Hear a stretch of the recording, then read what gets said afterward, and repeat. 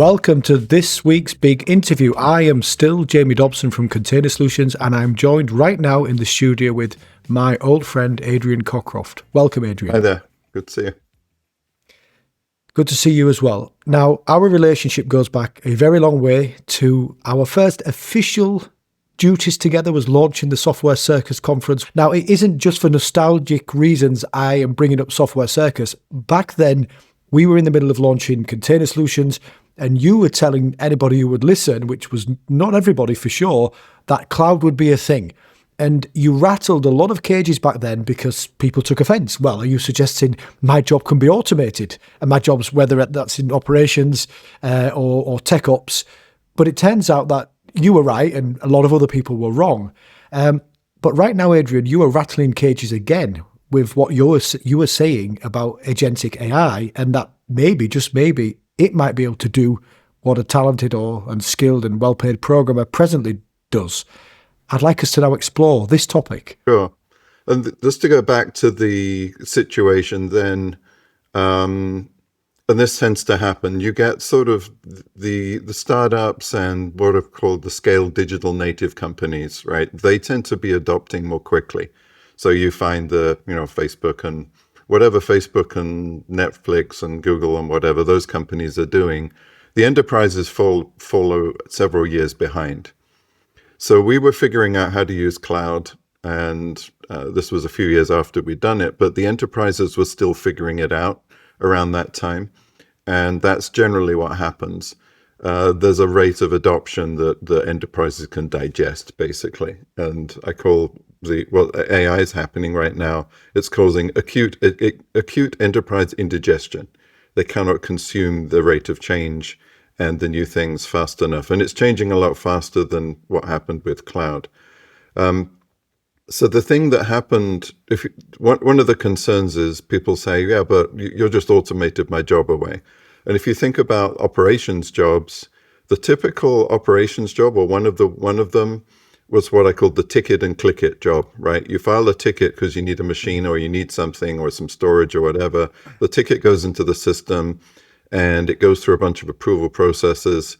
And eventually somebody in operations sitting at a VMware console clicks some buttons and your machine appears and whatever happens, right? But it takes a while. You're going through this manual process. And the people that sat there and did operations using that environment, you go up to them and say, hey, I've got an API that I can call that makes a machine. And they go, no, you send me a ticket. And I click buttons and you have to go through the approval process. Yeah, but I can do that in 2 minutes by calling this API. And they said, yeah, but where's my job? What do I do then, right?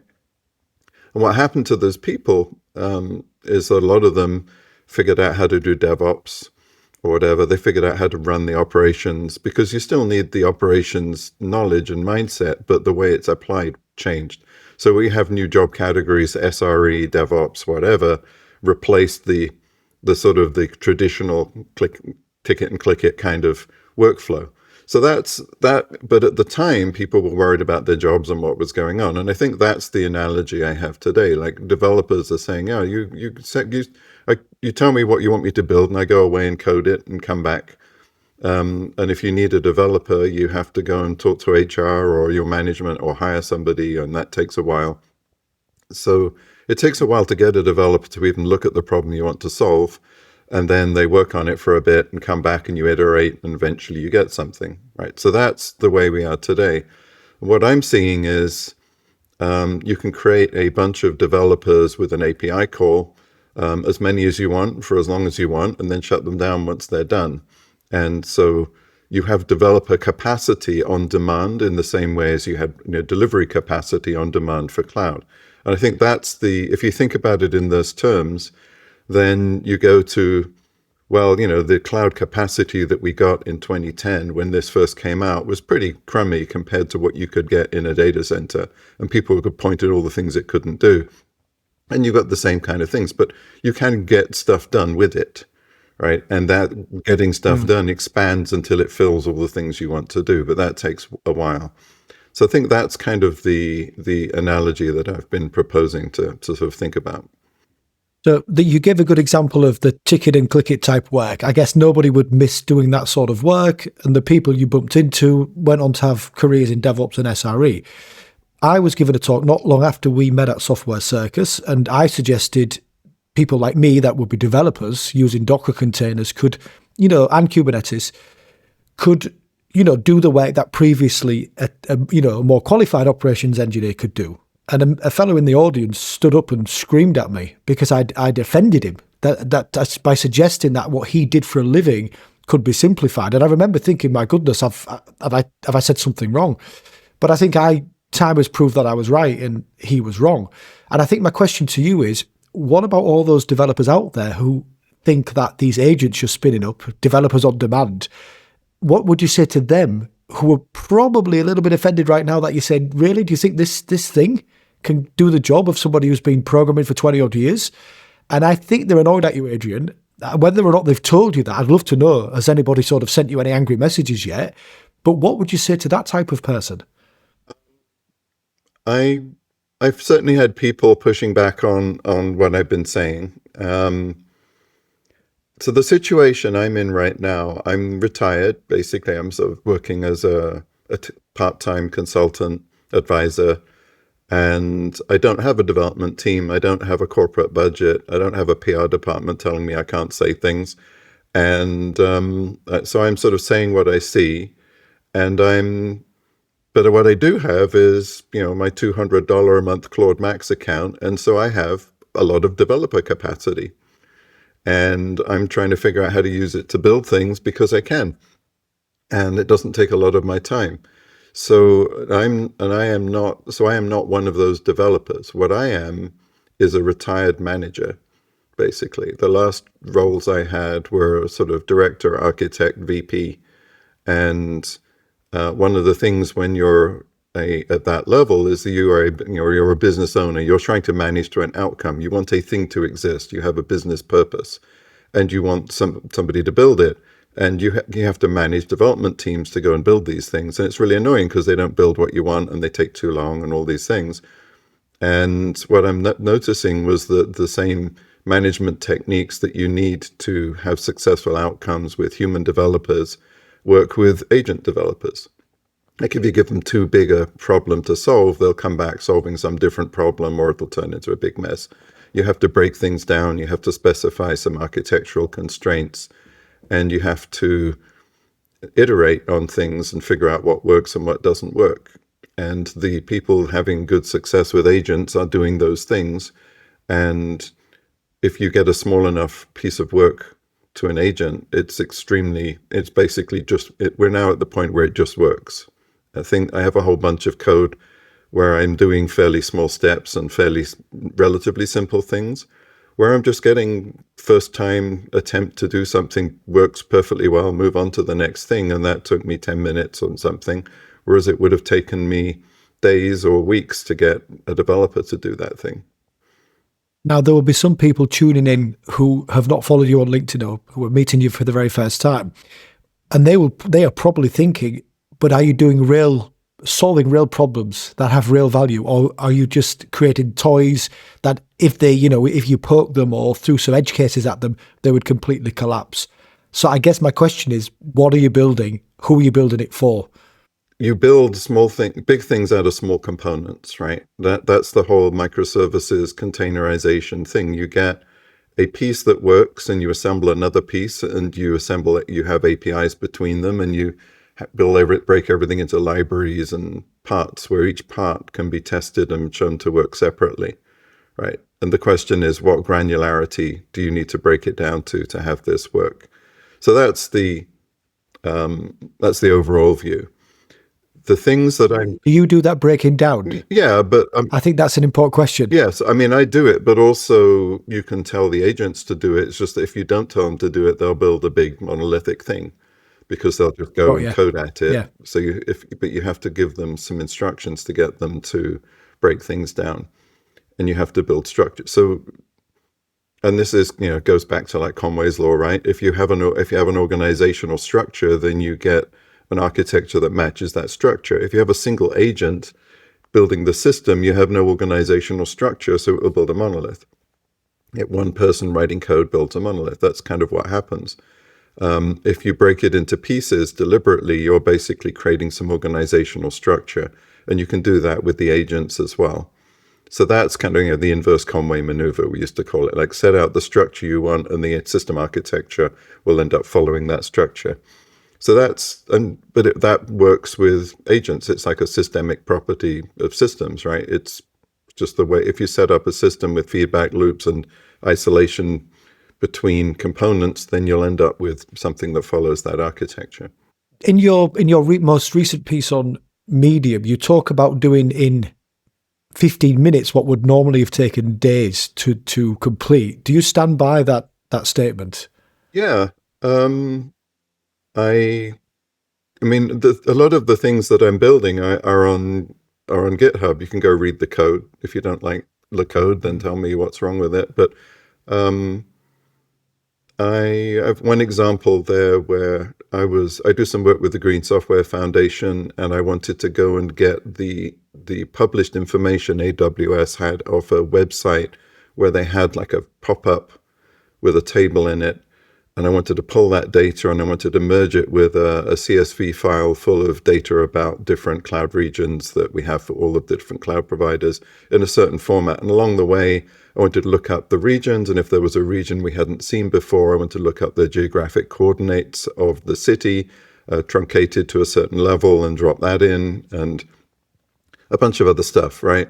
So I described that, pretty much what I just said, and it wrote me the code that did it, and I ran it, and gave it a couple of bit of feedback saying, well, it had no trouble reading the information out of the AWS web page. It just gave it a URL.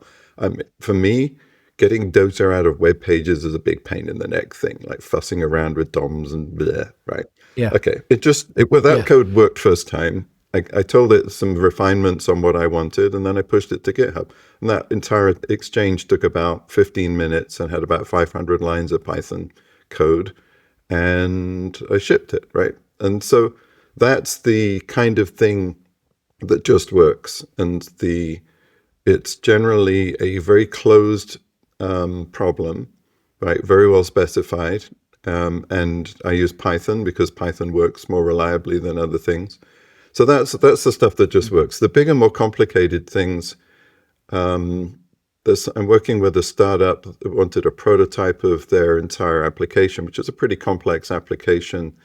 And I was working with somebody else that actually it was Chris Fregley, who just wrote a book on AI system performance. Go grab it. As it shows the book. It deserves a plug. This book. Look how thick it is.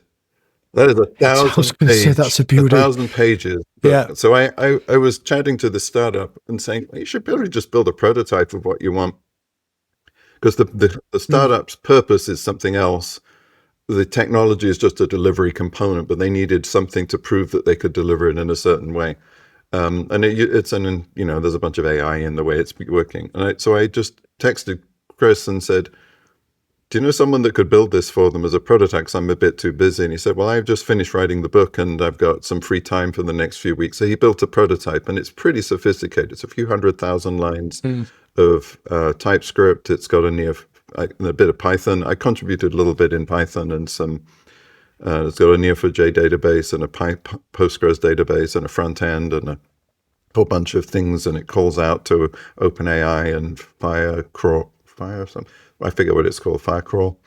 Anyway, but he built this on his over a couple of weeks, and then I took it over. He wandered off to do other things, and I looked at it, and he wrote it in TypeScript. I don't like TypeScript, so I've just told my cursor to just translate it all to Python for me, and it's been working through translating it into Python and doing a pretty good job of that. So I made a comment on some LinkedIn posts through the week that I've been looking for use cases for generative AI, Claude specifically. Another interesting use case I found, and this was a genuine use case, was I coach junior rugby, and I've got a Spond, which is an application with all the parents' phone numbers in, and as there's no way I can get that data from my mobile app, so I took a screenshot. I chucked that in Claude, and then I said, this is what our training aims are. And I said to it, this is what the teams have been doing for the last few weeks. And these 5 players, I need to prioritize them game time. So I could explain everything. I'm a very experienced rugby coach and I had everything at my fingertips. Now, I'd have done that with pen and paper in maybe an hour or two, cup of coffee. But speaking to Claude, I actually did it in about 10 minutes. And so I think the point I'm trying to make is it works quick for certain things, but it requires your expertise as a user. What I couldn't have done is said, there's everything, now go away and build me a training plan, because it couldn't read my mind in the same way a personal assistant couldn't read my mind. But then with writing, it's rubbish. I've really tried to get it to write like I write. Maybe it's a better writer than me, but I don't think it's a particularly good writer.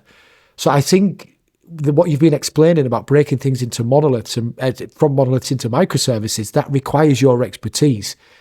Will it fall down if you're not there to provide that type of guidance? I think there's a few different things there. One of the thing I did over the weekend, because hey, it was Thanksgiving and we were all kicking around eating too much in the US. I've been talking about building a benchmark for agentic coding, the public benchmark. So I'd already created an organization. It's called Brazil Bench, and it basically creates the benchmark is to build a thing, right? And it's the same spec for the thing. I'm seeing the coding agents getting better over time. And then I can also use a different agent. I could use Google or OpenAI or whatever, Amazon Kira or whatever it's called. Anyway, so you could go and use different agents and see what the outcome is. So that I thought that was fine. But then what I wanted to do was explain the purpose of what I'm doing to the AI. So I said, well, I need a purpose, a way to capture purpose. And I messed around and called it porpoise, because you need a strange name that doesn't Google. So I have a porpoise directory in there as well, or project, and that contains now some standard operating procedures, which is a thing AWS released a couple of weeks ago, this agent SOP system. I thought, well, that looks plausible. So I asked Claude I just took so this is my work process. I take the URL to the blog post that describes agent SOP. Mm-hmm. I feed that to Claude and say, would this be useful on this project? And he said, yeah, and this is how you'd use it. And yeah, I can write some SOPs and blah, blah, blah. And it gets all enthusiastic and says, yes, this is exactly what you need for your project to express the purpose and behaviors of what you're trying to do. So, okay. So then, like on Friday or something, I go and I actually copy the procedures I basically go and install it in the repo. I create a code space, install it in the repo. I download the things that Claude has written for me and run them, and they work first time. Everything just works first time. It wrote it, it ran the SOP, it evaluated the repo in a perfectly reasonable way. It wrote a summary that was great. And then there's a built-in thing that comes with the SOP, which is basically a code reviewer. So then I got that working and I did the code review. So now I've got two outcomes. I've got an overall summary of the benchmark, which says how well it did. Like it looks at the original spec and says, did you implement the spec? Do you have tests? Do you have whatever? Did you pass all the tests? And gives it a rating, how many lines of code it was and stuff, and tries to look at the GitHub entries to see how long it took to do that work. So it basically evaluates it. And then I said, write another SOP that evaluates across repos to compare them, builds a leader table. And it went, okay, so we wrote another SOP and then ran that. And then that, again, just worked just first time. And this is using a system that didn't exist a week or two ago. I read the blog post and it seemed plausible. I haven't really read the detail of what these SOPs are. They seem to be a very nice way of providing a standard workflow guidance to an agent. So it's like it does it the same, roughly the same thing every time, and it's just working. So that's kind of the workflow, right? And I've got, I don't know how many thousands of lines of code or whatever and documentation and stuff, and this is fun because I'm not having to spend forever poring over the code and debugging and trying to write things I don't know how to do. And I just did this in odd moments over the weekend when in between eating things and cooking, right? And this is the new world, right? And I didn't have to hire developers to do this. And if you want to see what it looks like, go to Brazil Bench on GitHub and look at it. It's right there. And this is actually another complaint I've got which is that when I see on social media people sort of grumbling about AI and saying it doesn't work, everyone piles on and retweets it or whatever, Right. or boosts the post. And people say, yeah, it's all like stupid and whatever. And when I post something that says, well, I've got this thing that works, it doesn't get that much. I mean, a few people comment saying, yeah, it works for me. But there's much less traffic or traction around people saying, well, this Yeah. is what is working, right? Well, so it's unbelievable. So I made that comment on LinkedIn and had thousands of viewers. And when I talk about how a 3-hour task became a 15-minute task for me, nobody wants to discuss that. And on the one hand, of course, I once upon a time was a computer programmer. I'm very proud of my craft. But on the other hand, you can't be blinded to reality. Last year, I was visited a farm in Lincoln.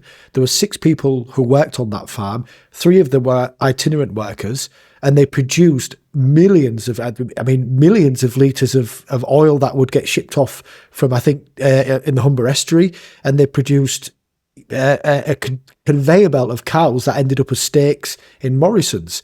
And I was absolutely flabbergasted because obviously, logically, you know that agriculture is highly automated, but like to see it right there in front of you, they are doing with 6 people what once upon a time would have required tens or maybe hundreds of workers. And I'm left wondering, is this the moment computer programming changes? Because if it's true what you're saying, does the world have too many computer programmers in it right now? And what are they all going to do? Well, you get a Jevons paradox, right? You make something cheaper and people use more of it. So I don't think. But there is no Jevons. It doesn't work for. Simon doesn't work for agriculture. Talking about this as well. That's his attitude as well. If you're firing all your programmers because you got AI, you're not thinking this through. You can get more stuff done. The bottleneck moves somewhere else. Like the bottleneck is moving to the product managers who can't figure out what they should be doing fast enough. So we have to get the product managers need to speed up what they're doing, right? Because they need to be able to come up with more ideas and more things that need to be tested in the product. And then the platform should be just building those tests and feeding it back. So the other thing you can do here is there's this sort of whenever something becomes cheap enough that you can waste it, the trick is how do you waste it effectively to do something you couldn't do before, right? And that's something that recurs throughout history. People may not realize this, but one of the reasons people used Facebook back in the day was they had free photo hosting. That was one of the original reasons people got on Facebook, because you could load up photos and you didn't have to pay them, and you could load up unlimited photographs for free, right? And obviously they're monetizing it somewhere else. But the reason they could do that then was storage got cheap enough that they could do it then. Right. If you go back 5 years before, you had to have PhotoBucket or SmugMug or whatever. You have to pay for the service because the cost of storage was too high. One of the reasons Netflix streaming happened when it was the cost of bandwidth had reached the point where enough people had bandwidth and they could afford to stream content.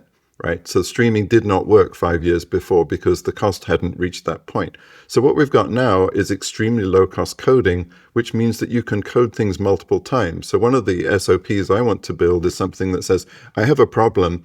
Why don't you have like several shots at solving this problem for me? And I'll pick the one I like best. So I'm building the evaluation pipeline for doing that in this benchmark. So basically, try writing it in Python, TypeScript, and Go, and Rust.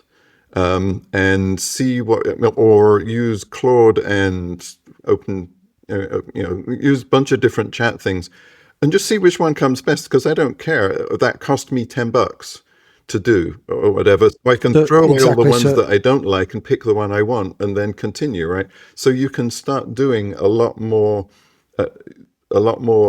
exploration of problem spaces, which you can't afford to do. But the cost of experimentation comes down. Yeah, the cost of experimentation comes down, doesn't it? So just coming back to the time of Edison and then the time of Bezos, Amazon and Edison had one thing in common. They could out-invent other people because they had multiple teams working at the same time.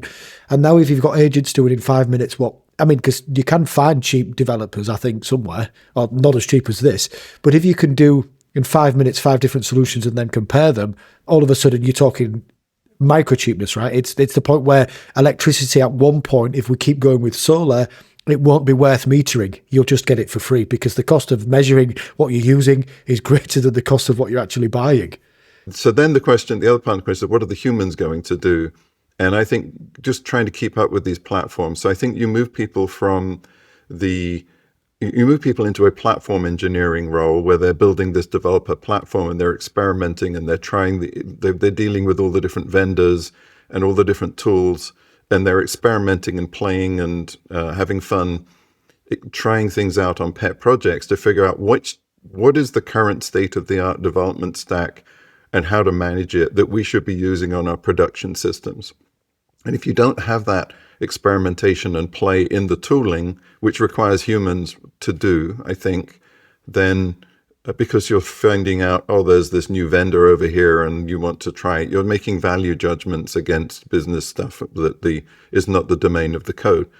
And then the product managers building the business logic, that's the piece that becomes highly automated. You still have a few people overseeing it and debugging things and whatever, but a lot of the day-to-day code is written for you. But so I think the humans move into this sort of platform building and operating mode, which is kind of what you have now with the cloud platform teams, right? You have your people that are keeping Kubernetes running so that developers can just use it, right? And that's sort of thinking about that as the product managers just using a platform which gives them developers on demand for whatever, tests they want to make out in their product.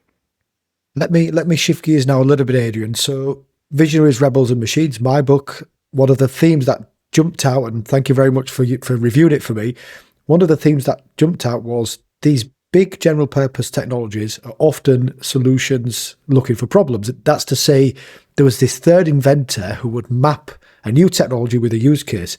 Edison originally only thought that, his system would be for light. And then the original sockets would go into the ceiling where the light socket was, and then people would have an iron. Robert Noyce, of course, later famously invented the microchip. Everybody said, well, we don't need that. We've got very talented circuit designers. They're never going to, print something onto this thing. But then all of a sudden we needed ballistic missiles and NASA was sending people to the moon. So a use case was found. Noyce did not find the use case. Somebody else did it. I think my question to you is, did it require a retired man to find use cases for these technologies that other people who are too busy with their day-to-day lives and their work right now, that are too busy to see? Did it require an Adrian Cockcroft at this point in his life to start to kick the tires on these technologies? In other words, are you right and is everybody else wrong right now? I don't think it's about being right or wrong. I think, and I'm not on my own in this, there's several people who have similar experiences. The sort of sweet spot for people that are having fun with agents are retired managers, or like people like who haven't coded for 10 or 20 years, but they know how to do it, right? I know what the names of the things are. Like when I was writing a protocol and I decided I wanted to synchronize between two systems, Claude said, oh, I should use vector clocks for that. Oh, I know, I've heard of vector. I could not code a vector clock without doing a lot of research, but I've heard of it. Sounds like the appropriate algorithm for synchronizing across, whatever. So I understand enough about what's going on to be able to follow along, and I can sort of read the code, but I don't have time to write it.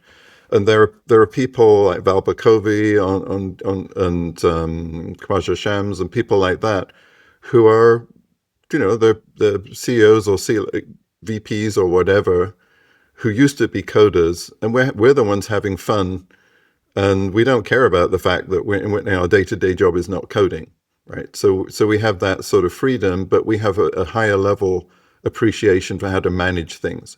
So I think the skill set you need to do this is you need to have some product manager experience. And I've spent a lot of my time in product management organizations. I spent most of my career in marketing and product management. I was a developer in the 1980s, right? And then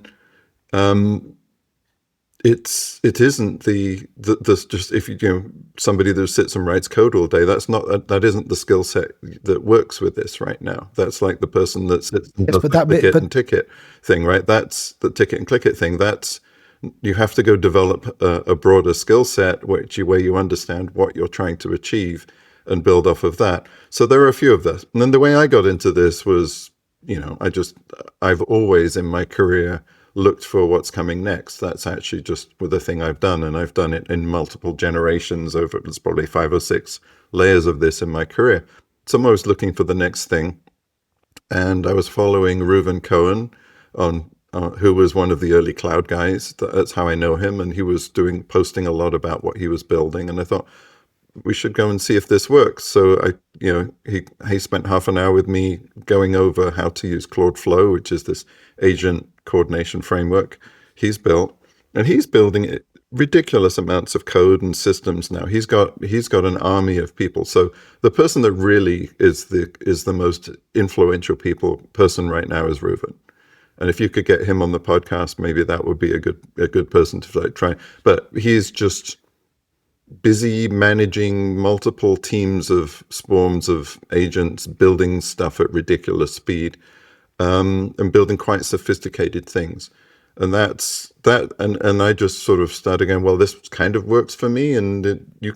But because what I'm building is in open source, I just have it on GitHub. You can go look at the code, and it's public. And that's, you can see But I do think you made experiments and the stuff that succeeded are all sitting there, right?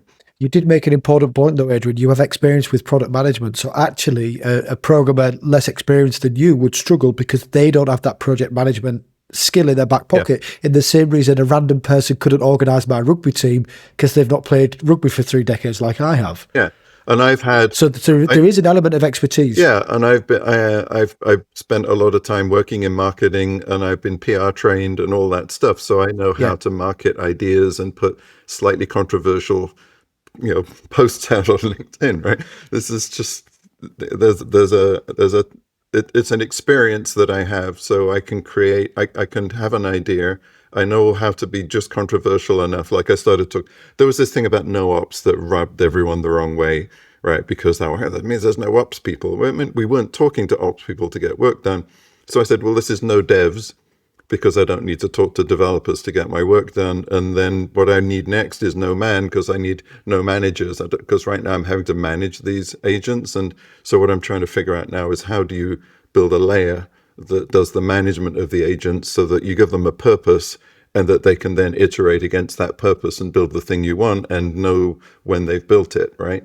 And so getting the purpose to generate the goals and then the code aligning everything with the purpose is something that human developers do, but it's not inherently something that agents couldn't do, right? You just have to set up the framework. And what do you think of this criticism, a common criticism of large language models? They're trained on past data. I've used the analogy of a false work. So when you create a bridge, you have a wooden arch, you build the bridge around it, and then you pull the false work away, and the bridge is left standing. Now, these LLMs are essentially built on text, images, or code in the case of computer programming. And once the false work's taken away, what will train the next LLMs? So if we don't produce the false work, will these systems ever have creative breakthroughs? Will they, in other words, be able to create the next version of test data for themselves or training data? Is that a concern? Is that a fair criticism in your opinion? I want to go back. I just think that what we're building, I'm just exploring what can be done, and I'm doing it in public in ways that showing sort of, it can't do everything, but it can do some things very well. And the question is, can I find what the boundary is? Like right now, it works really well in Python, and then it works okay. It tends to build messier code, I think, in TypeScript. I've heard people saying that Go works pretty well. There's people doing stuff in Rust. And sort of as you get more into more obscure languages, it starts generating worse and worse code. You get, like, if it generates Swift, my experience is it will have the syntax errors in the Swift, like it won't even compile sometimes. Yeah. Whereas the Python stuff literally just works first time, pretty much all the time. It's very rare that it doesn't just run, and it's very rare that it doesn't that it has any kind of runtime errors or parsing errors. So the question is, where is the sweet spot? Where is the boundary of that sweet spot? And can I figure it out as it's pushing back? Which is what we did with cloud, right? We had this thing that with EC2 Classic that just about worked, and it didn't have all these features. And we figured out how to build Netflix streaming on it. And then we pushed back the boundaries until we had all these other things. And then Kubernetes sort of took a bunch of stuff and made it so you could run cloud in data centers. And again, it's all the... You can build a reliable system on an unreliable substrate, right? This is emergence and a whole bunch of other things like that. So I think that the fact that most people don't seem to understand emergence and systems thinking and how to build reliable systems on unreliable substrates, I think that's the kind of gap that I'm sort of picking away at. I also think people forget about requirements. So I did a lot of extreme programming, but the real power of XP was getting stuff in front of a user quickly so that you could get the feedback on what you've built. So in many ways, it was a requirements gathering exercise, but it was easier to gather requirements by building code quickly than it was to use mockups or questionnaires or any other such nonsense. And I think my brief experience with Claude for programming is that actually the rapid prototyping element of it is that it'll be great for locking down user requirements.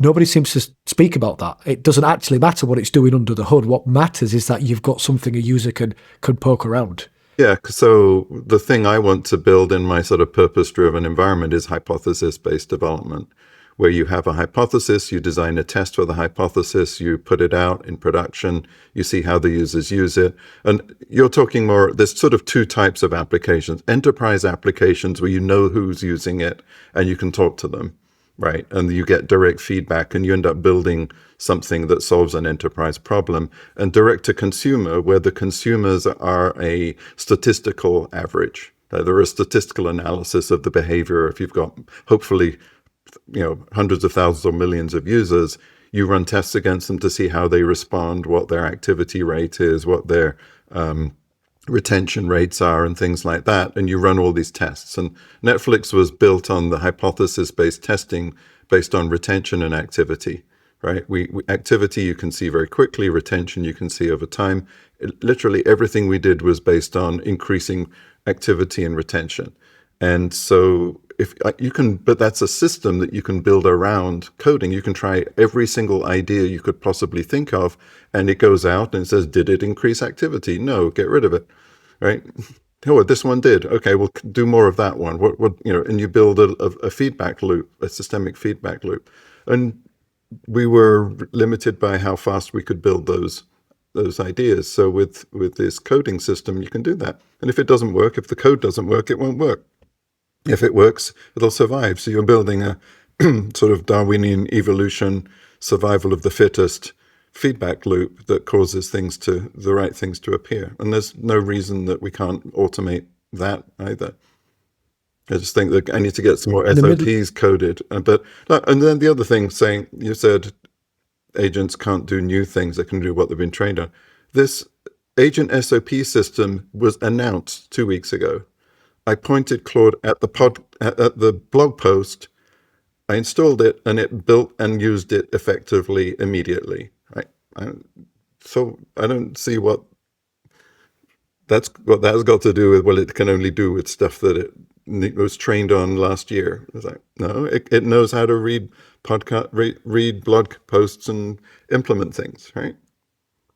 Yeah, absolutely. I know during the Great Depression, some techno-optimistic journalists caused chaos in the United States when they said that if things keep going as they are, we're going to have the wealthiest and most affluent generation ever. And there was uproar because people said this was the most offensive thing you could possibly say. While people were starving, there was migration, people throwing themselves off buildings on Wall Street.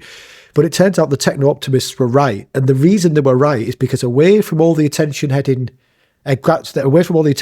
headlines, real practitioners and real people roll up their sleeves and, without talking too much about it, get busy finding use cases for new technologies that eventually become value for society. My hypothesis is that is happening right now. People are working out how to use LLMs and Claude Code and things like that for practical reasons. That's why I'm excited to see what comes in 26, 27. Do you think we'll have to wait that long? I think there's a few things going on that make it different from previous times. One is the rate of change is so fast that we don't end up with a uniform, like if things change slowly, they diffuse out and everybody moves together, right? Slow rate of change. If you're changing super quickly, you end up with a very frothy, chaotic environment where little pockets of people are doing stuff that is incomprehensible to other people. And there are multiple incomprehensible things going on right now. So that's just the way it's going to be because the rate of change is so high. We've got a new platform every month, right? Since last month, Claude Code, Opus 3.4.5 is like whatever, 3 or 4 times faster, uses 3 or 4 times fewer tokens to get an outcome, right? And they reduce the cost by whatever, some huge amount. It's like, that's 1 month compared to last month. And last month it was working reasonably well, right? So you've got a rate of change that is super hard to consume, and that's what's going to be the thing that drives all of this, all these behaviors, because you can't you have to figure out how to operate to it. And as I mentioned earlier, enterprises cannot operate, they get indigestion, they cannot operate at that rate of change. And it's going to have to settle down before they can do it. And it's going to be a few years before they get to really effectively have something that's stable enough that they can operate on it. But Adrian, what does this mean for society? So we know technologies are auto-catalytical, they spawn what comes next, but every wave of new technologies is powered by and is more powerful than what came before it. So this increasing rate of change is not an illusion, it's a fact. Yeah. What does this mean? What's going to happen in the next 5 years? Because I think the science fiction writers probably have got a better idea than the policymakers right now. I think what we're in right now is clearly an AI bubble, and I think the bubble will burst. And when it bursts, what will happen is that there's currently a shortage, and when there's a shortage, there's overbuying and high prices. And what happens is at some point, demand and supply come back into sync, and that you can't predict when. And then the overbuying becomes a liability, and then you get a glut. And you just see, semiconductor DRAM gluts and DRAM shortages over decades. You see these things, right? You see any commodity that takes a while to get into production, like GPUs, DRAM, whatever, data centers, right? There's a glut, there's a shortage that means high prices, which means it's worth building something because of the high price. And then you get a glut, and then the price collapses. It's definitely happening, right? At some point in the next few years, we'll get a collapse. What that will mean is there will be a lot of extremely cheap data center capacity, a lot of extremely cheap GPU capacity, and the cost of running this AI stuff will come down by another like order of magnitude or something, right? So the effect of the glut will be that things that are now expensive will get super cheap. But it also means that a bunch of companies that are building it will go out of business because they overbuilt or whatever. And so there'll be a shakeout. So I think bursting the AI bubble doesn't mean AI goes away. It means AI gets cheaper and makes it even more pervasive. And that's what happened when the internet bubble burst. And what was left was like, it was a MCI or somebody WorldCom went out of business and left lots of dark fiber. And they installed fiber networks across America and they went out of business. And then for years after that, that was cheap fiber that was used to build out the internet, right? That investment, the outcome of that bubble supported the build out of the next wave. So I think we'll see something like that happening. And the stock market is high right now, and they always say buy low, sell high, making money out of it. The bubble will burst. I mean, the railway infrastructure in Europe and the United States was part of a speculative bubble. When it popped, lots of people lost money, but the Americas and England were left with a railway system. Yeah. As you mentioned, it wasn't just across America, but transatlantic cables. Everybody thought they were going to make loads of money with that. They laid the cables, went bust, and boof, we got basically Skype. We could do voice over IP telephone calls because of all of this infrastructure, and we got it for free. I'm with you on this. It's definitely a bubble. It's definitely going to burst. And I do enjoy chatting to you about this. I always worry what's going to happen to pension funds and normal working people who don't live in London where I am and don't live in California where you are, Adrian. That's always a concern for me. But I do think when the bubbles popped, we'll probably then be able to get busy. And you saw this with web companies, didn't you? Pets.com was ridiculous. Amazon was branded Amazon.toast by financial analysts. But when it burst, you were left with the real businesses, the Netflixes, the Amazons, the Facebooks, that, of course, then went on to do whatever came next. Yeah. So I think that's On that, that's what we're probably going to see. And yeah, we could talk forever on this, and maybe we'll catch up again after the bubbles burst or something, or something else significant happened. I'm going to track down Reuven, and then we're going to speak again after the bubbles burst, probably in about 3 weeks from now. On that happy note, I'd like to say thank you to our listeners. I'd like to say thank you to Adrian Cockcroft for joining me today to talk about Agentic AI. And I'd like to now go back to the studio to my colleagues. Goodbye from me and goodbye from you.